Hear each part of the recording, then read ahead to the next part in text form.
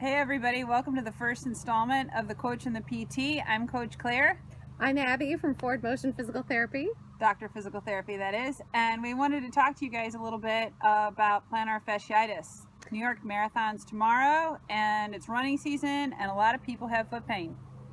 Everyone comes to us with plantar fasciitis, and it usually becomes a major injury because people let it go for a long period of time. Sometimes they don't communicate it with their coach, and they wait till it's a really inflamed injury, and then they finally get their coach to send them to the PT. So we wanted to give you guys a little bit of information as to what to do and how to recognize it, and then that way you know what to do going forward. Well, the first thing is, and we're going to show you where it hurts on your body when you have it, but the first thing you do when you have pain is you should go to your physical therapist and have them diagnose you to make sure you know what's going on. Then, because you have pain, you need some steps. So you can get out of bed, no pun intended with the steps, because your foot hurts because you stand on it all day long. And often with plantar fasciitis, when you step out of bed in the morning, you have a lot of pain. So we're going to show you some things you can do, or I'm going to show you, I guess, what you can do before you ever even get out of bed so you have less pain in the morning. One other thing, make sure you communicate it with your coach, because I can't tell you how many times I've had plenty of patients in the office that don't tell their coaches, and they have them running through pain because the coaches have no idea. You got to tell the coach so that the coach can change it for you. Good point. Thanks, Abby. All right. So when you have pain in your foot, it's usually right. Can I have a foot, please? Yep, right there. That anterior to the heel, right? Yeah, which means the toe side of the heel. But for the rest of us, if you have a heel cup on your sock, right in the middle, and it can feel like a stabbing pain or an ice pick or a dull pain, but it's nasty. And it can also radiate up to here. Mm-hmm. Okay. Thanks a lot. All right, so we're going to go through some of these exercises now.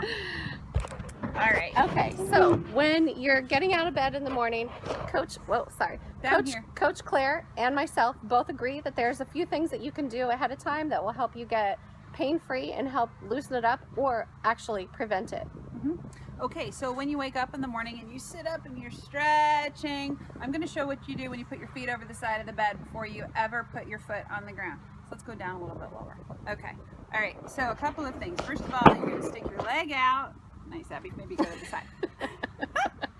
And you're going to do some gas pedals. Okay, hello, hey everybody. What's up? Up and down. We want to do some inversions and eversions of our ankle. And we want to draw some really big circles with our toes with the motion coming from the ankle in both directions. Right? Really important that you work through your full range of motion. Mm-hmm. When you find a sticky spot or you notice that your circle actually looks a little bit more like a square and your foot doesn't go, going to work that. Then what you can do is a little toe yoga where your big toe's up, your other toes are down, big toe down, other toes are up, back and forth. Mm-hmm. And then what you can do, you can work on your soleus a little bit as you're pumping the gas pedal, finding those nasty bits that are tight, trigger points, and the soleus, and applying a little pressure and self-massage. So you don't just have to have the physical therapist only, a massage therapist only, or whoever working on you. There's a lot you can do to loosen up your muscles yourself.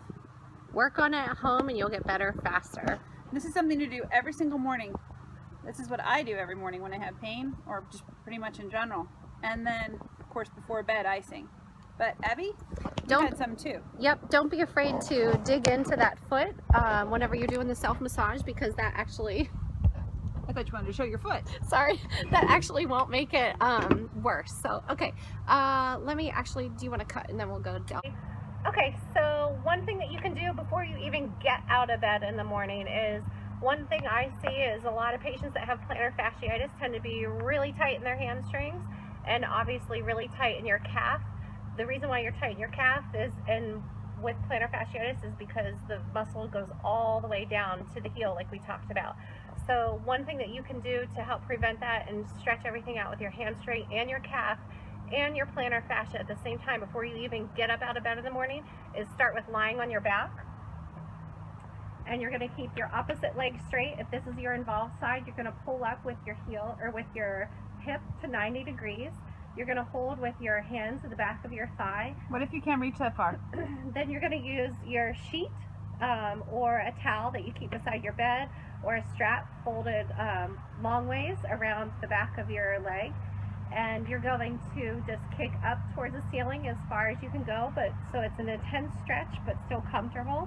And you're going to pull your heel back towards you, and then you're going to come down and you're going to repeat it, and you're just going to cycle through that stretch. So it's a dynamic stretch, meaning you're moving through active range of motion, and you're just trying to stretch out all those structures before you even step out of bed in the morning, just to get it loosened up, because you're going to tighten up overnight.